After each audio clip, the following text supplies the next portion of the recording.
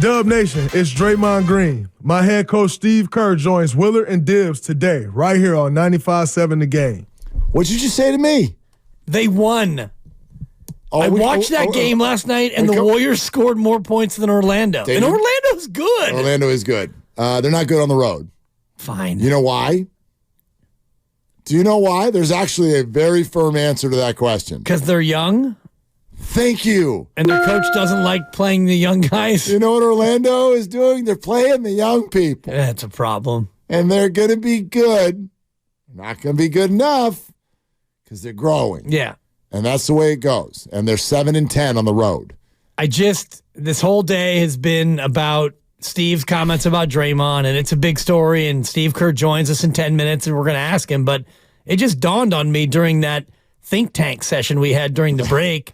They won the game. Yeah, what would today have sounded like if they had lost that game? Steve, did we lose you? Actually, yeah, you did lose me, and we lost that game. But they won a game. Yeah, and they actually looked pretty good last night. I'm super happy with the Warriors. They won a game, hit the parlay. Yeah. Dubs, you did. I did. Okay. Dubs in the over. I had to sweat that thing out at the end. I'd like to thank the Magic for hitting some threes down the stretch. What was that number? I think it was 3.5. No, the over-under? Yeah. 230. Dang. 230. Big number. Yeah, they went to 236. Okay. Yeah, that's why I bet the over. I'm like, that doesn't make sense. Bet it. Right. 230 is a big number. It is, especially for Orlando. Well, the Warriors don't defend. We know that. So. But Orlando doesn't score on the road. They're averaging like $107 a game. Now, last night, got themselves up to about, $115. Yep. That'll work. Pay that man his money. him. Let's go to Steve Kerr in 10 minutes, by the way. Steve Kerr in 10 minutes. Steve Kerr in 10 minutes. Subscribe to the Willard and Dibs podcast. Free Odyssey app, wherever you find your favorite podcast. Great conversation on there. Also, check out Morning Roast. They had Anthony Slater on. And if you right now you're like, oh, gosh, I got to get out of the car to go do the thing, then you can go listen to Steve Kerr on the Odyssey app after we talk to him. But we're going to be talking to him in 10 minutes, then for about another 20 after that. Let's go to Jay in Oakland. Hey, Jay, you're on Willard and Dibs. What's up? Hey, how's it going, fellas? Hopefully you guys' holidays was well. Yes, you too. All right, awesome. So it was New Year's Day or New Year's Eve, and I was watching TV, and I was going to watch the ball drop. And right before midnight, I saw something come across my television, and it was the group 98 Degrees. Oh boy! And they presented them. They brought them out and said they had a new song. The first song in 15 years. And here I am looking at a bunch of 50-year-olds and a boy band. And it made me think, it's over, guys. Hang it up. Hang it up. And that's what I'm fearful of with the Warriors. I think the solution to the Warriors is you have to trade. You have to trade. And the reason I say that is because I know what you're saying, that you're going to sacrifice next season and the season after that, and you don't want to be nearsighted and just worry about this season. But I think it was you, Willard, who said a couple weeks ago, it gets early late. Next year, their chances is going to be even lesser than they are this year, because next year they're going to be a year older, a year slower, and the competition is only getting more athletic and more younger. But, Jay, what if I jump in there and say you can't say what they're going to be next year because you don't know who's on the team yet? Well, I'm just saying, if you're talking about Steph Curry and you're talking about Draymond, right? Let's just not even include Clay. Again, these guys are in their mid-30s, and again, they're going to be a year older, a year slower. And if they can't do it this year, what makes you think they're going to do it next year? All right, so let's hold on, Jay. This is really interesting. If that's the thought process, okay, and I'm not going to disagree with it. If that's the thought process, what would stop you from trading Steph? You said what would? I think that would be on the table. If that's okay with Steph. Okay, thank you for backing up your point, because everything you just said. If that's what you think, if it's truly, truly in cement and over, and these guys are only going to be a year older next year, then we got to apply that to number 30 also. And based on your thought process, that's the guy who I would trade if that's what I thought. And I used the whole analogy with 98 degrees. It probably was a poor analogy. That was a great I'm one. trying to say it. No, Nick Lachey, Jessica Simpson. I remember that relationship. Oh my God! I know. They sound horrible. Yeah, well. But I guess my thing is, I would only say the whole mantra of run it back will apply to a team like maybe like 2-3 years ago, the Oklahoma City Thunder. They had young pieces, and they kept those young pieces together. They didn't look to make a drastic move. They didn't look, and the Houston Rockets. They didn't look to make a drastic move, but they had young pieces that can grow together to build the nucleus.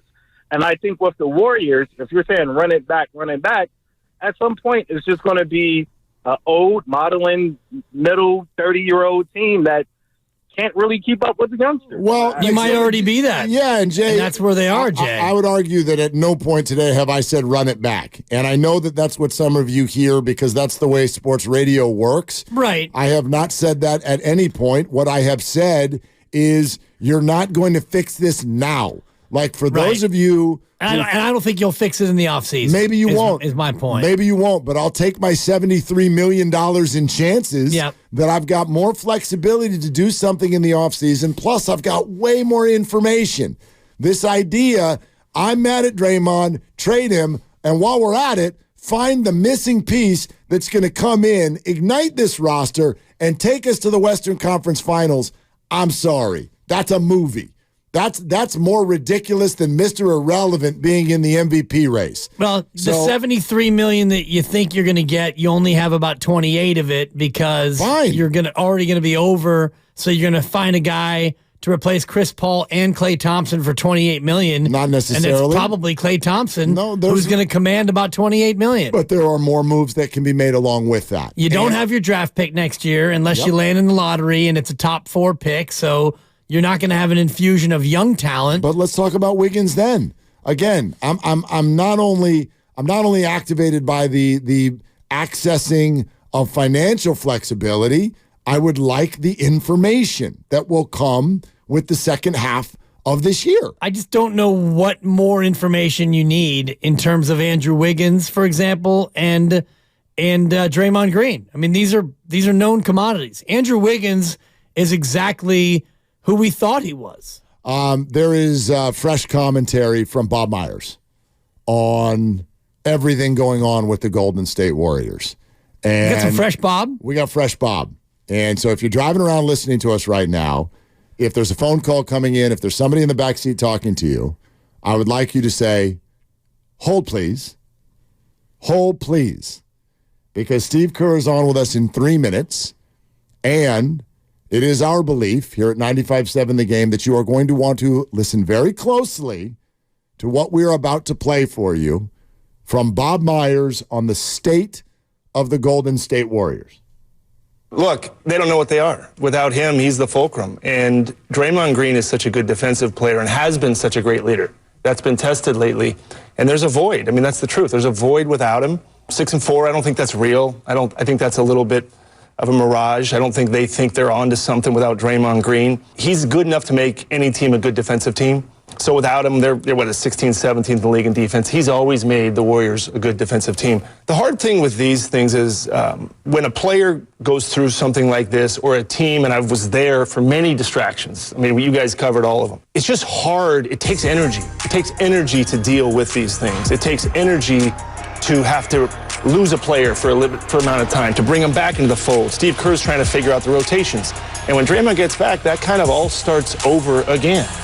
Steph has had to try to figure out the reliance of Curry on Draymond is something we all know and know well. Mm-hmm. So and then he loses him and says, okay, I got to figure out how to play with CP, which CP's great at it. But it's something that has caused, in many ways, a period of time where it's just a great amount of uncertainty. And now they got to come back when he comes back, when that is, and figure it out again. And it's just exhausting. That's the hard part of it. A lot of time left. They've been in a ton of games, 25 clutch games. I don't know if that's good or bad. Not where they want to be. Steve Kerr's still trying to get it right. Steph Curry's still, I believe, probably the best leader in sports. So he's going to keep him on the path. But you just got to get Draymond back as soon as you can and then plug him in and see what you can do. Okay. What do you think? It's exhausting, Bob Myers said, which tells me... But what's it?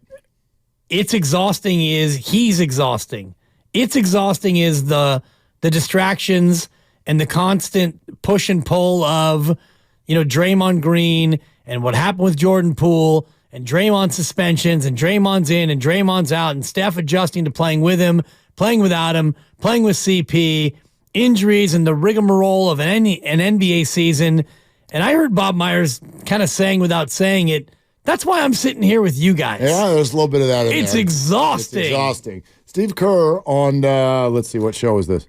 Willard and Dibs. Willard and Dibs show, December 15th, with regard to the quote-unquote Draymond Green stuff. Frankly, it's tiring. It's exhausting for our team to have to go through all this here in the early part of the season, multiple suspensions. And, everybody on the team loves Draymond, and we care for him, we care about him. But part of the emotion and part of the exhaustion is just worrying about him and trying to make sure he's okay and trying to make sure he gets to the right place in all this. So you throw all that together, it's a lot. It's a lot for a team to have to handle. They're both telling you it's exhausting, but they've also both, they've remained completely consistent with this point. Dumping him is not going to make the Warriors a better basketball team. Especially defensively, and that's what Bob also, that was my takeaway from Bob, and what he said is, Draymond Green makes you a great defensive team, and they're 6-4 without him, but he's like, I don't know if that's real, was kind of the way he described it. They had some wins against some not so great teams. Sure, it doesn't mean that, hey, without Draymond, all of a sudden we're good. Yeah.